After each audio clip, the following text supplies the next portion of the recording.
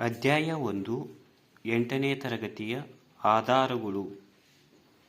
ಪ್ರಶ್ನೆ 1, ಒಂದು ವಾಕ್ಯದಲ್ಲಿ ಉತ್ತರಿಸಿ. ಪ್ರಶ್ನೆ 1, ಹುಯೆನ್ ತ್ಸಾಂಗ್ ಪ್ರಸಿದ್ಧ ಕೃತಿ ಯಾವುದು? ಸಿಯುಕಿ. ಪ್ರಶ್ನೆ 2, ಪ್ರಾಕ್ತನ ಆಧಾರಕ್ಕೆ ಉದಾಹರಣೆ ನಾಣ್ಯಗಳು. ಪ್ರಶ್ನೆ 3, ಕನ್ನಡ ಭಾಷೆಯ ಮೊದಲ ಶಾಸನ ಯಾವುದು? ಹಲ್ಮಿಡಿ ಶಾಸನ.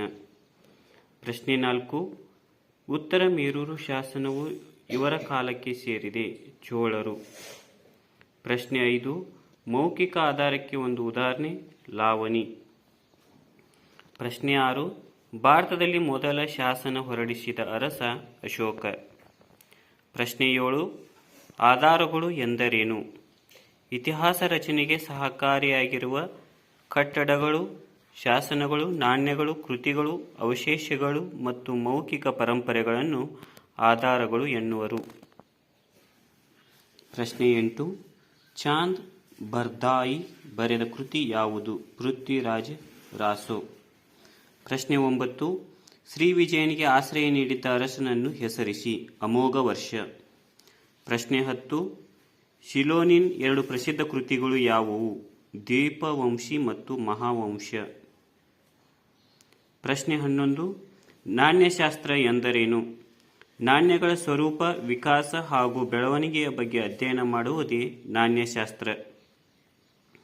ಪ್ರಶ್ನೆ 12, ತಾಜ್ ಮಹಲ್ ಯಾವ ಸ್ಥಳದಲ್ಲಿದೆ? ಆಗ್ರಾ. ಪ್ರಶ್ನೆ 13, ಬೆಂಗಳೂರಿನಲ್ಲಿರುವ ರೋಮನ್ ನಾಣ್ಯಗಳು ಏನನ್ನು ತಿಳಿಸುತ್ತವೆ? 2000 ವರ್ಷಗಳ ಹಿಂದೆಯೇ ರೋಮ್ ದೇಶದೊಂದಿಗೆ ಭಾರತ ವ್ಯಾಪಾರ ಸಂಪರ್ಕ ಹೊಂದಿತ್ತು ಎಂಬುದನ್ನು ತಿಳಿಸುತ್ತದೆ. ಪ್ರಶ್ನೆ 14, ಜಿಯೋಗ್ರಫಿ ಕೃತಿ ರಚಿಸಿದವರು ಯಾರು? ಟ್ಯಾಲೆಮಿ. ಪ್ರಶ್ನೆ ಸಂಖ್ಯೆ 2, 2-3 ವಾಕ್ಯದಲ್ಲಿ ಉತ್ತರಿಸಿ. ಪ್ರಶ್ನೆ 15, ಆಧಾರಗಳ ಪ್ರಕಾರಗಳು ಯಾವುವು? 1 ಸಾಹಿತ್ಯಿಕ ಆಧಾರಗಳು, ಪ್ರಾಕ್ತನ ಆಧಾರಗಳು, ಮೌಖಿಕ ಆಧಾರಗಳು, 4 ಐತಿಹ್ಯಗಳು. ಪ್ರಶ್ನೆ 16, ಪ್ರಾಕ್ತನ ಆಧಾರಗಳನ್ನು ವಿಂಗಡಿಸಿರಿ. ಶಾಸನಗಳು, ನಾಣ್ಯಗಳು, ಸ್ಮಾರಕಗಳು, ಭೂ ಉತ್ಖನನಗಳು. ಪ್ರಶ್ನೆ 17, ವಿದೇಶಿ ಸಾಹಿತ್ಯಗಳನ್ನು ಹೆಸರಿಸಿ. ಮೆಗಸ್ತನಿಸನ Indica, Hiuen Tsang Siyuki, Fahien ಗೋಕುಕಿ, ಟ್ಯಾಲೆಮಿಯ ಜಿಯೋಗ್ರಫಿ, ಬರಾನಿ, ತಾರಿಕ್ ಇ ಫಿರೋಜ್ ಶಾಹಿ, ಶಿಲೋನ್ ದ್ವೀಪವಂಶ ಮತ್ತು ಮಹಾವಂಶ. ಪ್ರಶ್ನೆ 18, ದೇಶೀಯ ಸಾಹಿತ್ಯ ರಚನೆಗೆ ಸಹಕಾರಿಯಾಗಿರುವ ಶಾಸನಗಳನ್ನು ಹೆಸರಿಸಿ.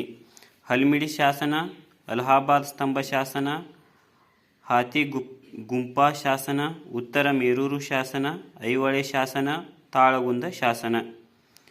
ಪ್ರಶ್ನೆ 19, ಭಾರತದ ಇತಿಹಾಸ ಮೌಖಿಕ ಆಧಾರಗಳಿಂದ ರೂಪುಗೊಳ್ಳುತ್ತದೆ. ಸಮರ್ಥಿಸಿರಿ. ಉತ್ತರ: ಮೌಖಿಕ ಪರಂಪರೆ ಮಾನವನ ಸಮಾಜದ ನೆನಪುಗಳ ಚರಿತ್ರೆ. ಭಾರತದ ಬಹುಮುಖಿ ಪರಂಪರೆ ತಿಳಿಯಲು ಮೌಖಿಕ ಆಧಾರಗಳು ಸಹಾಯಕವಾಗಿದೆ. ಸ್ಥಳೀಯ ಇತಿಹಾಸ ತಿಳಿಯಲು ಸಹಾಯಕವಾಗಿದೆ. ತಲೆಮಾರಿನಿಂದ ತಲೆಮಾರಿನವರೆಗೆ ಮಾಹಿತಿಗಳನ್ನು ಮೌಖಿಕ ರೂಪದಲ್ಲಿ ಉಳಿಸಿಕೊಂಡು ಬಂದಿದೆ. ಉದಾಹರಣೆ: ಕೆಂಪೇಗೌಡ, ಸಂಗೊಳ್ಳಿ ರಾಯಣ್ಣ, ಕಿತ್ತೂರು ರಾಣಿ ಚೆನ್ನಮ್ಮ, ಸಿಂಧೂರು ಲಕ್ಷ್ಮಣ ಇವರ ಬಗೆಗಿನ ಮಾಹಿತಿ ಮೌಖಿಕ ಸಾಹಿತ್ಯದಲ್ಲಿವೆ. ಇದು 1ನೇ ಪಾಠಕ್ಕೆ ಸಂಬಂಧಿಸಿರ್ತಕ್ಕಂಥ ಕೆಲವು ಪ್ರಶ್ನೋತ್ತರಗಳಾಗಿವೆ.